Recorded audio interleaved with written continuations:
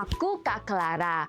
Senangnya aku bisa bertemu dengan teman-teman semua. Wah, tidak terasa kita memasuki bulan yang baru ya. Bulan apa itu? Tepat sekali, bulan Juli. Apa teman-teman tahu apa tema kita di bulan Juli ini? Tema kita adalah ketekunan dalam setiap musim. Dan tema kita di minggu ini adalah sukses melewati ujian. Ujian apa ya? Tentunya kita mau berbicara tentang ujian Iman Impact Kids. Sebentar lagi kita mau belajar dari teladan Yesus bagaimana ia dapat sukses melewati cobaan imannya. Tentu ketekunan Yesus menjadi buah yang ingin kita miliki di dalam hidup kita. Nah, maka dari itu, yuk kita baca kalimat komitmen kita. Meskipun menghadapi cobaan, aku mau kuat berpegang pada firman seperti Yesus.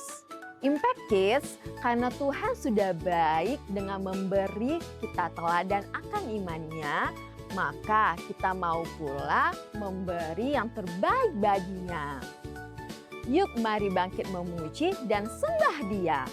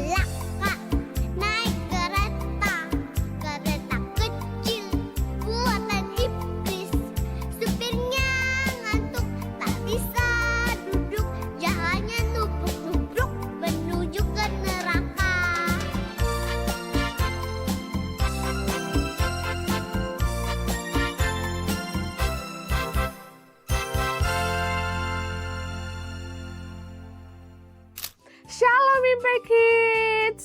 Tidak terasa ya, kita sudah masuk di bulan Juli, setengah tahun dari 2026 sudah kita lewati. Nah, sebentar lagi kita juga sudah masuk ke kelas yang baru nih. Wah, tidak sabar ya. Nah, selama bulan Juli ini kita akan belajar tentang perseverance atau ketekunan, terutama dalam masa-masa sulit.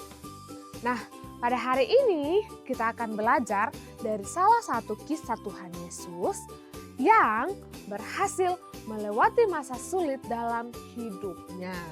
Apakah kalian sudah siap untuk mendengarkan ceritanya? Yuk kita bersatu dalam doa terlebih dahulu. Kita berdoa ya. Tuhan Yesus, terima kasih buat kasih-Mu yang begitu besar dalam kehidupan kami. Hari ini Tuhan, kami mau mendengarkan firman-Mu. Engkau memberkati kami Tuhan Yesus, agar apapun yang kami dengarkan boleh kami belajar dengan baik ya Tuhan. Ini doa kami Tuhan Yesus, dalam nama Tuhan Yesus kami telah berdoa. Haleluya, amin. Oke adik-adik, sebelum Tuhan Yesus memulai pelayanannya di bumi, ia pergi ke padang gurun dan berpuasa selama 40 hari.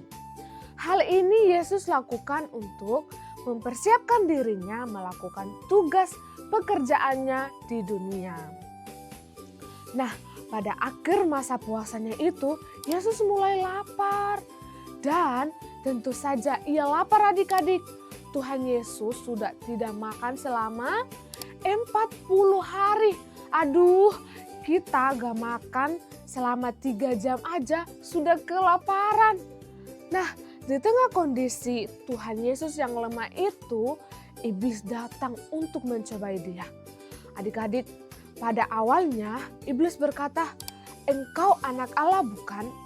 Nah, suruhlah batu-batu ini menjadi roti." Namun, Tuhan Yesus dengan tegas menolak dengan menggunakan sebuah firman Tuhan yang berbunyi, "Manusia tidak dapat hidup dari roti saja, tetapi juga dari setiap perkataan yang diucapkan oleh Allah." Iblis pun belum menyerah. Ia membawa Yesus ke Yerusalem, ke puncak bait Allah.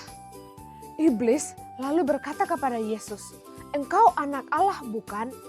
Kalau begitu terjunlah ke bawah, karena Alkitab berkata bahwa Allah akan menyuruh malaikat-malaikatnya melindungi engkau."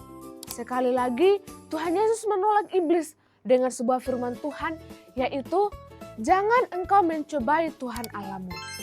Sekali lagi iblis membawa Yesus ke gunung yang tinggi dan menunjukkan kepadanya semua kerajaan di dunia dan segala kekayaannya. Iblis lalu berkata, "Semua ini akan saya berikan kepadamu kalau engkau sujud menyembah saya." Yesus tidak terpengaruh sedikit pun. Ia menjawab dengan firman Tuhan yang lain lagi yang berbunyi, "Sembahlah Tuhan Allahmu dan layanilah Dia saja." Yesus lalu mengusir iblis dan iblis pun pergi meninggalkan dia. Adik-adik, kalau kita perhatikan kisah Yesus ini dan juga kisah-kisah lain di dalam Alkitab, kita akan menyadari bahwa percobaan tidak pernah datang dari Tuhan. Iblislah yang mencobai kita dengan hal-hal yang menjadi keinginan manusia. Coba kita lihat kisah Yesus tadi. Hal pertama yang dikatakan iblis berkaitan dengan makanan. Karena iblis tahu pada saat itu Yesus sedang sangat lapar. Keinginan terbesar Yesus saat itu adalah untuk makan. Begitu juga dengan perkataan-perkataan iblis lainnya. Semuanya berdasarkan pada keinginan manusia. Ingat ya adik-adik, Tuhan Yesus juga adalah manusia sepenuhnya. Maka ia juga pasti memiliki keinginan daging seperti makanan, kepemilikan, dan juga pembuktian diri. Akan tetapi kita lihat kenapa Yesus bisa bertahan dalam setiap cobaan tersebut. Yesus tidak tergoda sama sekali karena ia berpegang teguh pada firman Tuhan. Setiap perkataan dari iblis ia tolak menggunakan firman Tuhan. Nah, hari ini kita belajar dari cara Yesus mempertahankan imannya dan kekudusannya. Kita melihat bahwa tidak ada kebenaran yang lebih kuat dan teguh dari firman Allah itu sendiri. Dan saat kita berpegang pada firman, bahkan iblis bapa segala pendusta pun tidak mampu melawan. Dalam setiap kehidupan kita pasti ada waktu-waktu di mana kita dicobai oleh iblis melalui setiap keinginan kita yang kemudian bisa membawa kita jatuh ke dalam dosa dan meninggalkan Tuhan. Itulah mengapa kita harus terus berpegang pada firman Tuhan dalam hidup kita untuk bisa bertahan. Maka dari itu, kakak mau mengajak kalian untuk bersama-sama bangkit berdiri dan mengucapkan kalimat komitmen kita berikut ini. Meskipun menghadapi cobaan, aku mau kuat berpegang pada firman Tuhan seperti Yesus. Amin. Hai Impact Kids, aku Zi. Yuk hafal firman Tuhan minggu ini. Matius 4 ayat 4b. Manusia hidup bukan dari roti saja, tetapi dari setiap firman yang keluar dari mulut Allah. Bye-bye Impact Kids.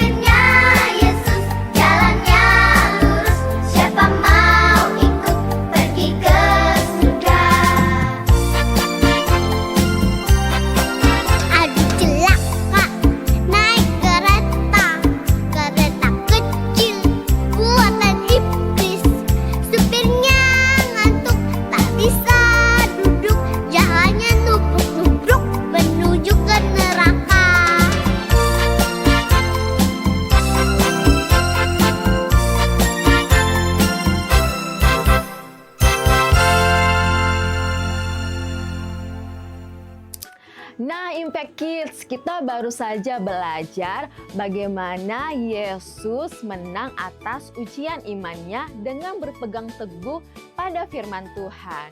Minggu depan kita akan belajar tentang ketekunan dari tokoh Alkitab yang sangat terkenal karena ketekunannya memegang kebenaran walaupun semua orang mengikuti kejahatan.